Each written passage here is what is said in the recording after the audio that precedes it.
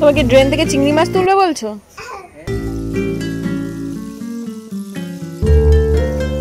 কি ভাবছো? যে বাড়িটাই লাগিয়ে সেই বাড়িটাকে দেখো। হার্বস পাওয়া যায়, রোজমেরি অয়েল, রোজমেরি হার্বসের মধ্যে দাম বেশি হয়। এই যে দেখাচ্ছে, এইটা হচ্ছে রোজমেরি। ধরুন গন্ধ ছাড়ছে, কি বলবো, রোজমেরি গন্ধ, এলাচ ফেলাচ নয়, রোজমেরি গন্ধ এরকমই হয়। এলাচ ফেলাচ আবার কি বলছো? একদম সুদিং গন্ধ হয় প্রচন্ড।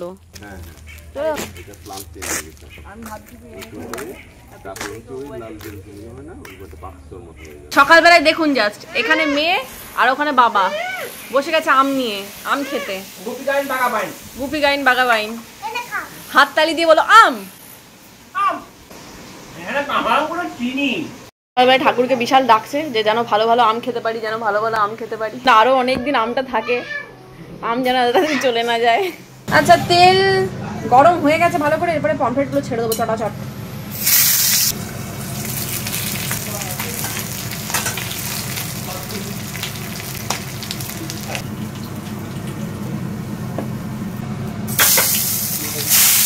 আচ্ছা, একটা বাটির মধ্যে বেশ কিছুটা পোস্ত আর বেশ কিছুটা সর্ষে আর জিরে অল্প করে বেটে রেখেছিলাম, ওটাকে জল দিয়ে মিক্স করে নিচ্ছি। আর কাঁচা লঙ্কাও বাটা ছিল, তবু আমি এর মধ্যে কাঁচা লঙ্কা আলাদা করে দেবো। এটাকে এবার ভালো করে মিক্স করে রেখে দিয়ে এদিকে পমফ্রেট মাছগুলো ভালো করে ভেজে তুলে নেব। তারপরে আমি কড়ার মধ্যে দেব তেল, কালো জিরে দিতে পারেন, বাট যেহেতু মিস্টার মুখার্জি কালো জিরে একদম পছন্দ করে না, তাই কালো জিরেটা বাদ রাখলাম আমি। জাস্ট নর্মাল এমনি লঙ্কা ফোড়ন দিয়ে দেবো, কাঁচা লঙ্কা চিড়ে বা ফাটিয়ে যা খুশি দিন। তারপর কাঁচা লঙ্কাটা একটু ভাজা ভাজা হয়ে গেলে বেশ কিছুটা পেঁয়াজ দেবো। ইলিশ মাছ হলে পেঁয়াজ দিতাম না, যেহেতু পমফ্রেট মাছে একটু পেঁয়াজটা বেশ ভালো লাগে, তো একটু বেশি করে পেঁয়াজ দিলাম। আর যেহেতু পোস্ত দিচ্ছি, পেঁয়াজটা দিলে আরও ভালো লাগে।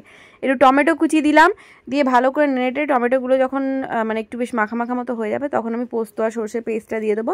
তারপর ভালো করে নাড়িয়ে টাড়িয়ে একটু নুন আর কি লাস্টে সর্ষের তেল দিয়ে পমফ্রেট মাছগুলো দিয়ে নামিয়ে নেবো। খুবই ইজি রান্না, বাট খেতে বেশ সুন্দর হয়। সর্ষে দিয়ে, আদা রসুন পেঁয়াজ দিয়ে বা সর্ষে পোস্ত ছাড়া আর কি ধরনের রান্না হয় জানাবেন। এখানে সর্ষে দিয়ে পমফ্রেট মাছ আমার রেডি, একদম শুকনো শুকনো করে করেছি।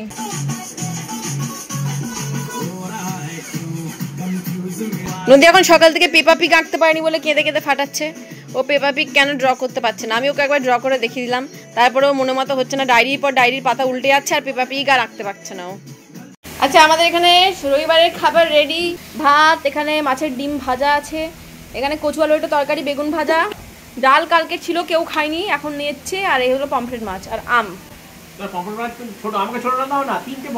আজকে আমি একটু তাড়াতাড়ি খেয়ে দিয়ে নিচ্ছি, কারণ আমাদের এরপর একটা বেরোনোর প্ল্যান আছে, বাট কেন জানি না আমার না একদম বেরোতে ইচ্ছা করছে না। আজকে মনে হচ্ছে না ভাত খেয়ে বেশি একটা ল্যাদ দিয়ে ঘুম দিই। পমফ্রেট মাছটা কেমন খেলে? এরকম খেলে? রবিবারে দুপুরে খাবারটা কেমন খেলে? দারুণ, সব পারফেক্ট ছিল।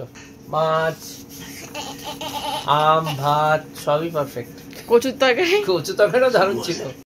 মিস্টার মুখার্জির সবেতেই প্রবলেম লাইফে, ঠিক আছে? টাকা খরচা করলেও প্রবলেম আর না করলেও প্রবলেম। আমি যাবো না বলেছিলাম, টেনে টেনে নিয়ে যাচ্ছে। আমি ভেবেছিলাম খেয়ে দে, বেশ ভালো করে খেলাম, খেয়ে দে একটা ইয়ে করবো, রেস্ট নেবো, তারপরে বিকালবেলা এমনি হাঁটতে হাঁটতে বেরো। আর মিস্টার মুখার্জি টেনে টেনে তুললো, ও একান্ত আপনে যাবে, একান্ত আপনে যে কি মাথায় চেপেছে, ওই মানে এখন পুরো একদম নর্থ। প্রত্যেকটা মানুষেরই প্রচুর স্বপ্ন থাকে, কারোর বাচ্চাকে নিয়ে স্বপ্ন, কারোর সংসার নিয়ে, কারোর হাজব্যান্ডকে নিয়ে, কারোর আবার নিজেকে নিয়ে। তো আমারও না এরকম অনেক স্বপ্নই আছে, বাট তার মধ্যে একটা সব থেকে বেশি গুরুত্বপূর্ণ স্বপ্ন, যখনই আমি রাস্তায় বেরোই বাইরে, তখনই দেখতে দেখতে যাই। এই জন্যই বাইরে বেরোলে মোস্ট অফ দ্য টাইম আমাকে চুপ থাকতেই দেখি, কারণ তখন শুধু মাথার মধ্যে আমার স্বপ্নটাই ঘোরে। সোনাঝুরির হাটটা বসেছে, বাইশি করে সাইকেল চালাচ্ছে না, হাট তুলে দিয়েছে, এখানেই হাট বসেছিল। বেশ ভালো হয়েছে খেলাধুলার জায়গাটা, মানুষ ভালো করে খেলতে পারছে বাচ্চাগুলো। আমরা পৌঁছে গেছি। মিস্টার মুখার্জি যখন ভাবছে কোথায় চা খাবো, আগে আমি দেখেছিলাম না তুমি চায়ের সাথে এইসবগুলো কেন দেখাচ্ছ? ডিনারে খাওয়ার জিনিস। আমরা বেশ ভালো একটা সুন্দর জায়গা পেয়েছি, আইফেল টাওয়ারের সামনে বসে চা খাচ্ছি। প্যারিস না গিয়েও আইফেল টাওয়ারের সামনে বসে চা খাচ্ছি, বুঝতে পারছো? এই দেখুন আমাদের চা এসে গেছে, আইফেল টাওয়ারের সামনে বসে আমরা চা খাচ্ছি। 1 ঘন্টা লেট করলে কেন তুমি? বেকার এতটা চা, এটা খেয়ে তোমার এনার্জি হবে। এতটা চা খেয়ে, তাও আবার দুধের চা, র চা পাওয়া যায় না। চা খাওয়া কমপ্লিট, এরপরে আমরা আইফেল টাওয়ারে যাবো, ওই উপরে। বলো, চা খেয়ে এনার্জি নাও আগে, তারপর ঘুরবে। পপকর্ন না চিকেন পপকর্ন? মানে কি ওই কর্নওয়ালা পপকর্ন? না ওটা নেই বন্ধু, কর্নওয়ালা পপকর্ন খাবি মামা? আইফেল টাওয়ারের জন্য টিকিট লাগবে। আচ্ছা এটা শুধু কি আইফেল টাওয়ারটার জন্যই টিকিটটা? এই কত টাকার টিকিট নিল এক একজনের পার পার্সন? 30 টাকা করে, তাই তো? 30 টাকার টিকিটে এই আইফেল টাওয়ারে চড়া যাবে আর পার্কেও করা যাবে। এই আমরা টিকিট নিয়ে নিয়েছি। এটা হচ্ছে 90 রুপিসের টিকিট, পার পার্সন 30 রুপিস করে। এখানে গোটা পার্ক প্লাস এই আইফেল টাওয়ারে ঘোরা টোরা সব কিছু, মানে যদি আপনারা নিতে চান তাহলে 30 টাকা করে টিকিট কাটতে হবে। টিকিট কাউন্টারটা একদম সামনেই আছে। আর আমরা আজকে ক্যাফে একান্তেটা না পরে একদিন যাবো, আজকে সময় হবে না। হ্যাঁ আজকে প্লেন ধাবাতে, এই যে সামনেই আছে কি ধাবা অজান্তে। মাটন আমি নেবো না বাবা, মজা লাগছে, উঠবে তো? সারাদিন ছুটেই বেড়াচ্ছে এখানে, এত মজা পাচ্ছে। আমরা লিফটে উঠে পড়েছি, এবার উপরে যাচ্ছি। আচ্ছা আইফেল টাওয়ার এটা এই অবধি যাবে না?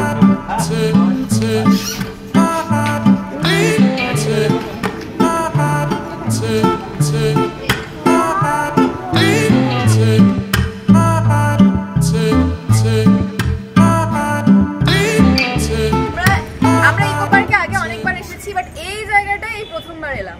ভালো লাগছে, আর ওয়েদারটা যেহেতু ভালো আছে, মানে গরমটা কম আছে, আরো বেশি ভালো লাগছে। আর শীতকালটা তো সবথেকে বেস্ট জায়গা এখানে ইকো পার্ক। বাহ বাহ, আপনারা দেখবেন, ভিডিওতে লাইক আর সাবস্ক্রাইব করবেন। আচ্ছা ঠিক আছে। এখানে নদীর ফটোশুট হচ্ছে। বাহ, দূর থেকে নেবে, আবার দূর থেকে নেবে বলছে। দেখ এটা দেখ কেমন এসেছে, দেখো ফটোটা। বাহ সুন্দর এসেছে। তুমি তুমি তুমি সারা দুপুর টাইম ওয়েস্ট করবে বলে ভেবেছিলে কেন বন্ধু? এবং তো মামাকে বলো সারা দুপুর টাইম ওয়েস্ট করবে কেন বলেছিলে? মোটিভেশন লুজ করে যায়, আমি তো মানুষ। এদিকে তাকা। আচ্ছা চলো, অজান্তে আর একান্তে। ক্যাফে একান্তে।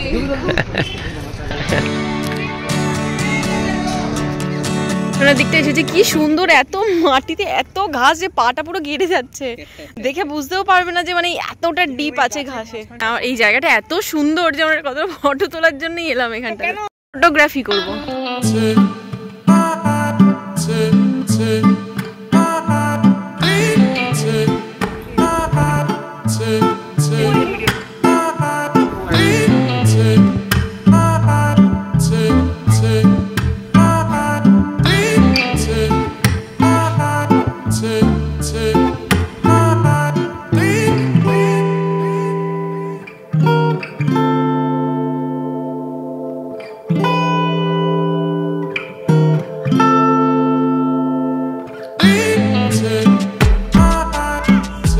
আচ্ছা আমরা এবার এখান থেকে বেরিয়ে ওই দিকের পার্কটায় যাব, আর পার্কটা থেকে গিয়ে সোজা ওই ক্যাফে একান্তে যে রাস্তাটা আছে ওখানটা একটু যাব।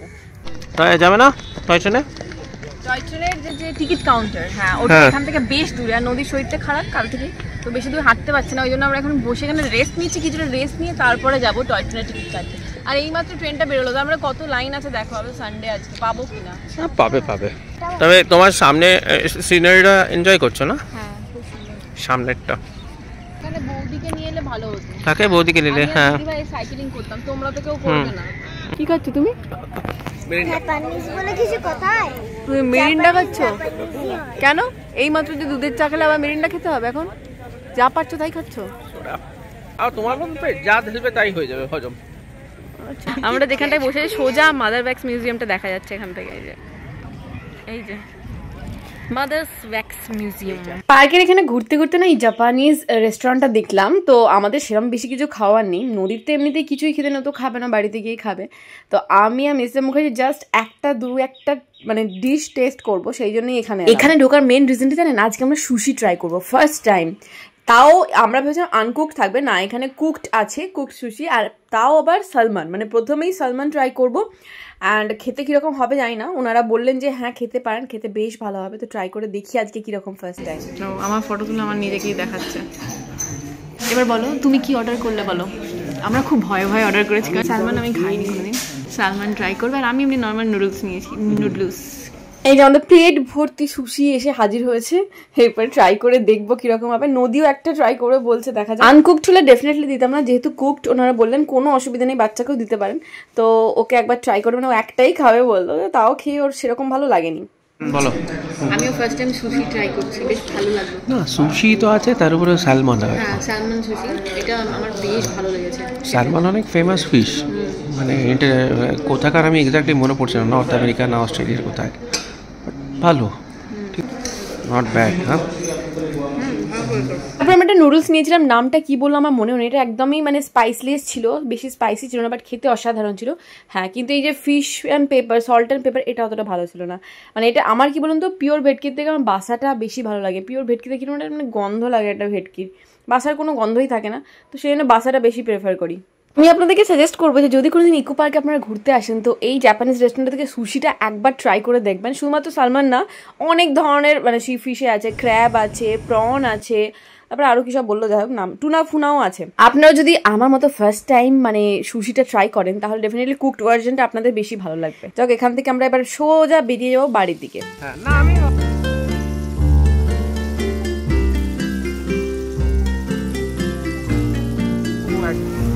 বুঝি না, আরে ওরা ম্যাঙ্গো ফ্লেভার, মানে ওই যে চুস্কি খাচ্ছে ওই চুস্কি যেরকম টাইপের ম্যাঙ্গো। আচ্ছা, একদম সামনে যেখানে গাড়ি পার্কিং আছে ওখানে পান ঘর বলে একটা দোকান আছে যেখানে ভ্যারাইটি অফ পান পাওয়া যায়। মানে এরকম ফ্লেভার্ড পান জীবনেও খাইনি, চকলেট, আইসক্রিম ফাইসক্রিম অনেক রকমের ছিল, বাট আমি নিয়েছি নর্মাল পান। আর কি পান এটাকে যেন কি বললো, এটা কি পান? কলকাতা মিঠা পান। কলকাতা মিঠা পান। এটা ভিতরে কি? এটা শর্ট। আমাদের রবিবারের সফর শেষ, এবার বাড়ি যাওয়ার পথে। ভালোই মজা করলাম, এখন রাস্তা দেখতে দেখতে ঘুমোতে ঘুমোতে বাড়ি যাবো। বাড়ি গিয়ে দেখা হচ্ছে। প্রীতমও বাড়ি যাচ্ছে, আমরাও বাড়ি যাচ্ছি। যাও প্রীতম, তুমি বাড়ি যাও। ওকে, বাড়ি ফিরে চলে এলাম। চলে এসে অনেক কিছু কাজ আমার হলো, শর্ট শুট করা হলো, তারপরে নদীকে ফ্রেশ করিয়ে পাড়িয়ে দিলাম। ফির অভি হাসিনা দিলরুবা যে মুভিটা রিলিজ করেছে না তাপসি পান্নুর, ওটা একটা থ্রিলার মুভি, ঠিক আছে, ওটা একটু দেখতে হবে। দেখি আজকে পুরোটা দেখতে পারি কিনা, নাকি ঘুমিয়ে পড়ি, কালকে আবার দেখবো। অ্যাক্টিভ ফাইবার কমপ্লেক্স নিয়ে গুলে বসেছি, আর সাথে মনে হলো যে একটা ব্লাউজ আপনাদের দেখায়। একটা ওই শর্ট শ্যুট করবো বলেই আমি নিয়েছি। এটা 200-250 টাকা দাম, মিশো থেকে নিয়েছি। এটা এত সুন্দর, মানে বলছি কি কারণে এত সুন্দর বলছি, প্রিন্টটা ভীষণ ভালো আর দামটা এত কম। যদিও আমি অর্ডার করেছিলাম, বাট মিশোতে না সাইজটা খুব মানে কি বলবো উল্টো পাল্টা হয়ে যায়। কোনো আমি একটা ব্লাউজ নিই 34, একদম সুন্দর ফিটিংস হয়, বাট এটা দেখুন, এটা 34 দিয়েছে না 36, 34 লেখা তো আছে, বাট এটা 34-এর সাইজ জীবনেও না, এটা 36-এর সাইজ। এত বড় আমি আবার এগুলোকে মুড়তে হবে, এই হচ্ছে একটা চাপে। এবার দেখুন সব জিনিস তো আর ভালো হয় না, এত ভ্যারাইটি দিচ্ছে, ডেফিনেটলি কিছু কিছু জায়গায় খামতি তো থাকবেই, আর এতটা এক্সপেকটেশন রাখাটাও ভুল আমাদের। তো এই ব্লাউজটা আমার খুবই পছন্দ হয়েছিল, ব্ল্যাক অ্যান্ড হোয়াইটের ওপরে এই কটনের ব্লাউজটার সাথে একটা পুরো পিওর কটনের ব্ল্যাক কালারের শাড়ি অসাধারণ যাবে। এটার একটা লুক ক্রিয়েট করে দেখাবো যেটা নবমী বা দশমীর জন্য, দশমী বলবো না, দশমীর দিন বেশিরভাগই লাল পাড় সাদা শাড়ি পরে, নবমীর দিন বেস্ট যাবে এই শাড়িটা। ব্লাউজটা কেমন লাগছে অবশ্যই কমেন্টে জানাবেন। এই যে আমার যে ব্লাউজগুলো আলাদা আলাদা ভাবে ছিল না, মানে রিসেন্ট কেনা ব্লাউজগুলো, সেগুলো আমি সব এক জায়গায় রাখবো, আর ব্লাউজগুলো হচ্ছে এক জায়গাতেই রাখবো, না কোনো ব্লাউজের দরকার পড়লে কোনটার সাথে কোনটা কি যাবে আর আমার কি আছে আমার মনেও থাকে না, তো সেই জন্য একই জায়গায় রাখলে দেখে নিতে পারবো।